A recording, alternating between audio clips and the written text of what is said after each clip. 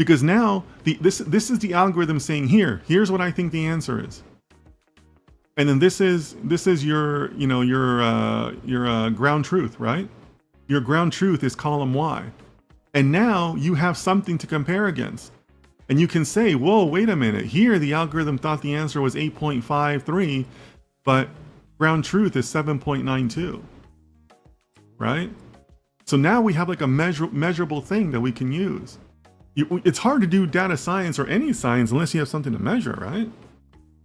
So I'm walking you through this so you can see that this is how the data science process builds, not just with data, but with the scientific method, right? Because now we have things that we can measure, we can compare, we can use baselines, we can improve, we can get worse, we can get better, right?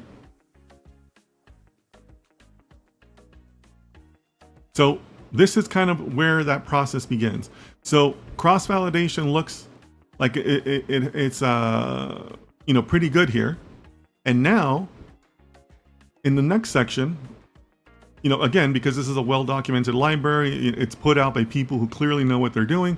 The next section they show you is the diagnostics, the metrics. And here are the metrics that they're showing you, right?